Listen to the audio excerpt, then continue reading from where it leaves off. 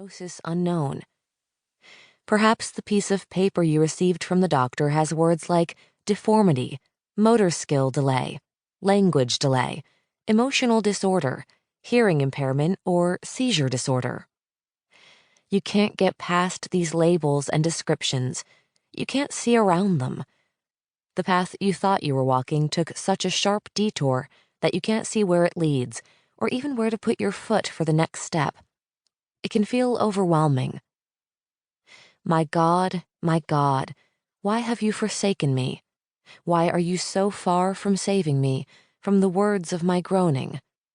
Oh, my God, I cry by day, but you do not answer, and by night, but I find no rest. Psalm 22, verses 1 and 2. Save me, O God, for the waters have come up to my neck. Let not the flood sweep over me, or the deep swallow me up, or the pit close its mouth over me. Psalm 69, verses 1 and 15.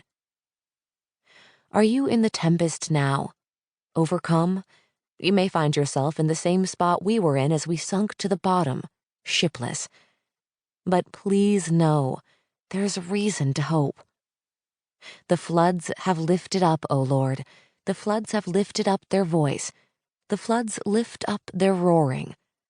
Mightier than the thunders of many waters, mightier than the waves of the sea, the Lord on high is mighty.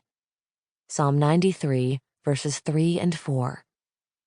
We went through fire and through water, yet you have brought us out to a place of abundance. Psalm 66, verse 12. In the book of Acts, Paul was a prisoner on a ship heading to Rome when a tempest sent them way off course to the island of Malta. The battered crew and passengers certainly didn't know what to expect as they struggled to shore. Were more difficulties ahead? Instead, we're told they were met with unusual kindness.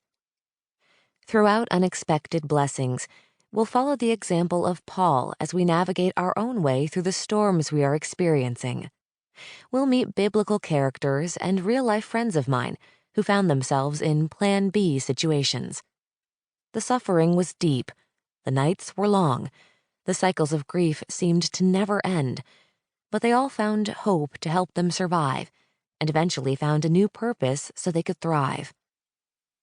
Charles Spurgeon, the great 19th century preacher, said, "What if others suffer shipwreck, yet none that sail with Jesus have ever been stranded yet?" This was true for Job, Ruth, King David, Jonah, and Peter. They were never stranded. It's also true for me, my parents who have been caring for my sister with Down syndrome since her birth in 1977, and my friends Marie, Stephanie, and Greg. They took the same steps we are going to take in this book, evaluating the beliefs they held that weren't based on Scripture and therefore had to be replaced with true biblical hope, taking care of themselves through the storm, getting to know a new group of people who could empathize, making a positive difference in the place where they found themselves. I've been where you are today, scared, worried, unsure what step to take next, unsure I could take the next step even if I knew what it was.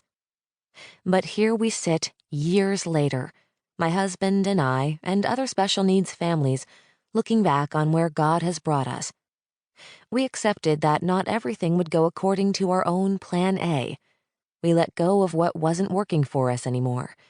We experienced the cycles of grief, and although they creep up occasionally, we have learned how to care for ourselves in tough times. Lee and I met new people who understood our circumstances and could relate to our struggles.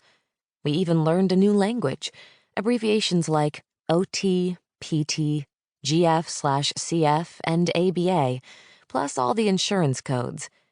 But we no longer see our son's disability as something to fix, but as just part of who James is. We are still learning and growing, and I hope we never stop, but we are now to a point where we can give back to others on the same journey. Soon after James's diagnosis, another mom with a son with autism encouraged me with this verse: "Those who sow in tears shall reap with shouts of joy."